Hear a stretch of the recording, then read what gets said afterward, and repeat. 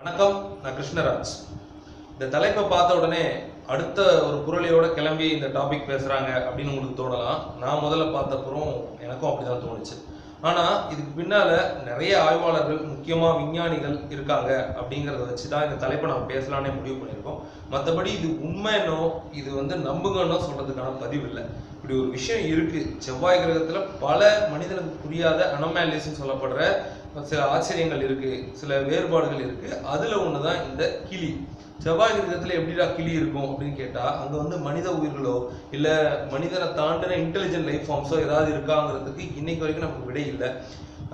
நுண்ணுயிர்கள் இருக்கலாம், பாக்டீரியம் இருக்கலாம், தண்ணீர் படிமங்கள் இருக்கிறதுனால நுண்ணுயிர்கள் இருக்கலாம் அப்படின்னு சொல்லப்படுற நிலையில தான் செவ்வாய் கிரகம் இன்னைக்கு இருக்கு. ஆனா அதே செவ்வாய் கிரகத்துல அமெரிக்காவுடைய மிக நம்பத்தகுந்த ஒரு விண்வெளி ஆய்வு நிறுவனமான நாசா வெளியிட்ட புகைப்படங்களை வச்சு ஒரு சென்சேஷன் கிளம்பிச்சு. அதை பத்தி தான் நம்ம பேச போறோம். 2000 இருந்து டிசம்பர் 2000 இருந்து அடுத்த 2005 வரைக்கும் அந்த 5 வருஷம் தொடர்ந்து செவ்வாய் கிரகத்தை சர்வே பண்றதுக்காக மார்ஸ் ஆர்பிட் சர்வேயர் அப்படிங்கிற ஒரு விண்கலம் செவ்வாய் கிரகத்தை வட்டமிட்டு செவ்வாய் கிரகத்தில் இறங்கி பல 5000க்கும் மேற்பட்ட புகைப்படங்களை தொடர்ந்து வழங்கிட்டு இருந்திருக்கு. அந்த புகைப்படங்கள்ல செவ்வாய் கிரகத்தினுடைய தெற்கு துருவம், தென் துருவம், சதர்ன் ஹெமிஸ்பியர் கிட்ட ஒரு அனோமேலி பார்த்துருக்காங்க. பொதுவா இந்த வானத்துல மேகத்துல மனித முகங்கள் தெரியறதோ இல்ல இதை பத்தி நாமளே பேசியிருக்கோம். பேரிடோலியா அப்படிங்கிற ஒரு மனவியாதின்னு கூட சொல்ல முடியாது, நம்மளுடைய ஒரு ஒரு கற்பனை அப்படின்னு நம்ம சொல்லலாம். இப்போ நிலவுல சில மனித முகங்கள் மாதிரி சில மலைமுகடுகள் தெரிகிற மாதிரி சில விஷயங்கள் நம்ம பார்த்துருக்கோம். மேகத்துல நமக்கு பிடித்த கடவுள், நமக்கு பிடித்த ஏதோ ஒரு இறை வழிபாடு சம்பந்தப்பட்ட உருவங்கள் தெரிகிறதா, அதை மற்றவங்க மேலே திணிக்கிறவங்களாம் இருக்காங்க. ஸோ பொதுவாக இதுக்கு பேர் பேரிடோலியான்னு சொல்லுவாங்க. ஆனா செவ்வாய் கிரகத்துல கிளியினுடைய உருவம் ஒரு இடத்துல ராட்சச கிளி, கொஞ்சம் நஞ்சம் கிடையாது.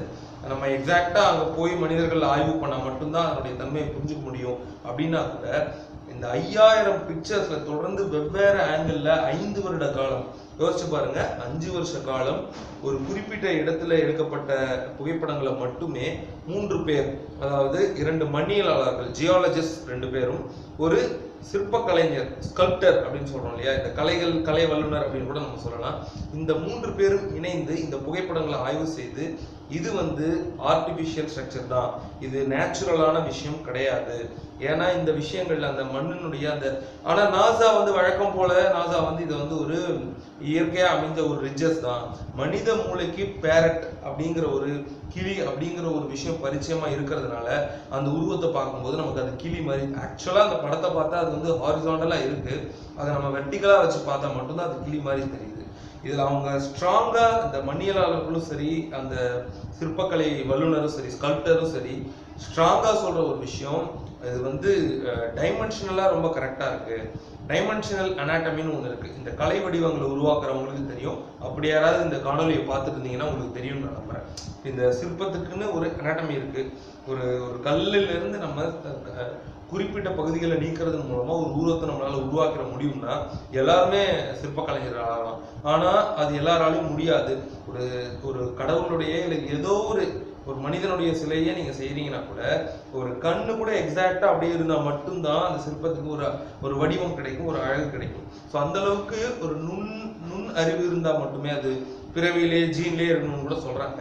ஸோ அந்த மாதிரி திறமை உள்ள ஒரு 3 பேர் சேர்ந்து இந்த புகைப்படங்களை ஆராயும் பொழுது இது அனாட்டமிக்கலா ரொம்ப அக்யூரேட்டா இருக்கு.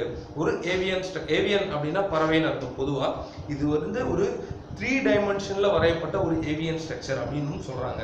செவ்வாய் கிரகத்துல மனிதர்கள் இருக்காங்களா தெரியாது, வேற உயிரினங்கள் இருக்காங்களா தெரியாது, வேற்றுலக வாசிகள் எந்த வடிவத்துல இருக்காங்க நமக்கு தெரியாது.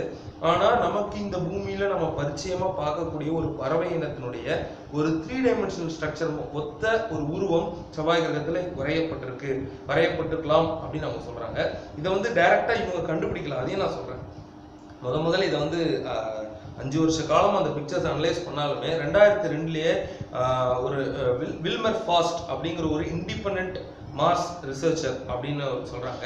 இவர் தான் முதல்ல இதை அமெரிக்காவை சேர்ந்த சிடோனியா யூனிவர்சிட்டி, CYDONIA சிடோனியா யூனிவர்சிட்டிக்கு அந்த லேப் கொண்டு வராரு. இந்த மாதிரி ஒரு அனோமாலி இருக்கு. ஏற்கனவே நம்ம இது மாதிரி நிறைய விஷயங்கள் ஆராய்ச்சிகள் நடக்குது அப்படின்லாம் நம்ம பேசியிருக்கோம். ஜப்பான்ல இருக்கக்கூடிய ஒரு கோயிலுடைய ஒரு கீ ஹோல் மாதிரியான ஒரு ஸ்ட்ரக்சரும் செவ்வாய் கிரகத்தில் இருக்கக்கூடிய ஒரு ஸ்ட்ரக்சரும் எக்ஸாக்டா சிமிலரா இருக்கு அப்படின்னு சொல்றதும், பூமியில இஜிப்ட்ல இருக்கக்கூடிய தென் அமெரிக்காவில் இருக்கக்கூடிய பிரமிடுகளை ஒத்த ஸ்ட்ரக்சர் செவ்வாய் கிரகத்தில் இருக்கிறது சொல்றதும் நம்ம நிறைய கேள்விப்பட்டிருக்கோம். இது கிட்டத்தட்ட அந்த மாதிரியான ஒரு விஷயம் தான் நான் சொல்றேன். இது வந்து நமக்கு அகைன் ஒரு ஆர்வத்தை தூண்டுற ஒரு கியூரியாசிட்டி தூண்டுற ஒரு விஷயம் தானே தவிர இதை நம்ம முழுக்க முழுக்க அங்க மனிதர்கள் இருக்காங்கனோ இல்லை வேற்றுலகவாசிகள் தான் இதை செஞ்சாங்கன்னு நம்ம சொல்லலை. அந்த அளவுக்கு ஒரு இம்மெச்சூரான சேனலா நம்ம இருக்க விரும்பல. ஆனா இப்படி ஒரு நீங்க இதை பத்தி தெரிஞ்சுக்கணும்னா பேரட் இன் மார்ஸ் அப்படின்னு கூகுள் பண்ணாலே போதும். PARROT in Mars. நான் சொன்ன இந்த வில்மர் ஃபாஸ்ட் இவர் வந்து 2002ல முதல்ல இவர் ஒரு காமன் மேன் ஃப்ரீலான்சரா, அதாவது தனிநபரா இவர் வந்து செவ்வாய் கிரகத்தினுடைய போட்டோஸை டவுன்லோட் பண்ணி ஆய்வு பண்ணும்போது, பப்ளிக்கா நாசா வெளியிட்ட புகைப்படங்களை ஆய்வு பண்ணும்போது, மார்ஸ் ஆர்பிட் சர்வேயர் அப்படிங்கிற விண்கலனுடைய புகைப்படங்களை ஆய்வு பண்ணும்பொழுது இவருக்கு இந்த மாதிரி ஒரு அனாமலி கிடைச்சிருக்கு. அதுக்கப்புறம் அந்த லேபுக்கு கொண்டு வந்த அப்புறம் தான் நம்ம முதல்ல சொன்ன 2 ஜியாலஜிஸ்ட் அண்ட் ஒரு ஸ்கல்ப்டர் இவங்க 3 பேர் சேர்ந்து பண்ண ஆராய்ச்சிகள்ல இது கண்டிப்பா ஒரு அனாட்டமிக்கலி அக்யூரேட்டான ஒரு ஏவியன் ஸ்ட்ரக்சர் தான்.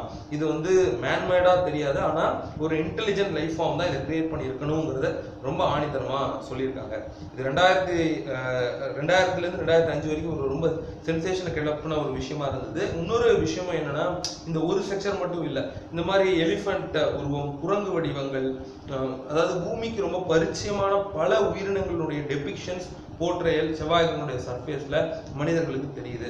இதை வந்து ஒருவேளை பேரிடோலியா அப்படின்னு நம்ம ஒதுக்கணும் அப்படின்னு கேட்டாங்கன்னா, இப்போ பேரிடோலியானா என்ன நம்ம சொல்லியிருந்தோம் ஏற்கனவே. ஒரு உருவத்தை, ஒரு மேகத்தையே நான் பார்க்கும்பொழுது எனக்கு ரொம்ப நல்லா பரிச்சயமான ஒரு முகம், உதாரணத்துக்கு நிலவுல சாய்பாபா முகம் தெரியுது, இந்த மாதிரிலாம் நம்ம ஊரில் சொல்றாங்க இல்லைங்களா. நம்ம அதை கிண்டல் பண்ணல. அட் த சேம் டைம் அந்த உருவத்தினுடைய அக்யூரசி வந்து பிக்சர் பர்ஃபெக்டா 3D லெவல்ல அனாட்டமிக்கலா அக்யூரேட்டா இருக்காது அப்படிங்கிறது தான் பேரிடோலியாவை பத்தி நல்லா தெரிந்த விஞ்ஞானிகள் சொல்ற விஷயம்.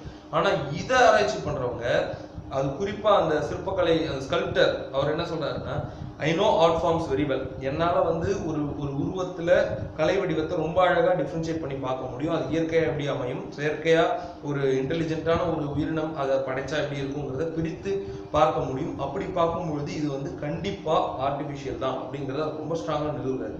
இது ஒரு இன்ட்ரெஸ்டிங்கான விஷயமா பட்டுது, அதனால நம்ம சேனல் நான் ஷேர் பண்ணிக்கிறேன். இது இன்னைக்கும் ஒரு முற்றுப்புள்ளிலாம் வச்சு நம்ம முடிக்க முடியாது. இது ஒரு மிகப்பெரிய கேள்விக்குறி தான். செவ்வாய் கிரகத்துல ஒருவேளை ஒரு காலத்துல உயிரினங்கள் இருந்து அங்க நம்மள மாதிரி இல்லை நம்மளை விட அட்வான்ஸ்டான ஒரு சிவிலைசேஷன் இல்லை வேற வேற்றுலோகவாசிகள் சொல்லப்படுற ஏலியன்ஸ் இருந்து அங்க அழிஞ்சு நியூக்ளியர் ஒரு வார் நடந்து இங்க பூமிக்கு நம்ம வந்தோமாங்கிறதுலாம் நமக்கு தெரியல. ஆனா இந்த மாதிரி ஒரு ரிமைனன்ஸ் செவ்வாய் கிரகத்தினுடைய தென் துருவத்துல சதர்ன் ஹெமிஸ்பியர்ல இருக்கு அப்படின்னு சொல்றாங்க. இதை பத்தி நீங்க தெரிஞ்சுக்கணும்னா parrot in Mars, PARROT in Mars அப்படின்னு கூகுள் பண்ணுங்க. இன்னொரு இனிக்கான வீடியோ இருக்கும். தேங்க்யூ.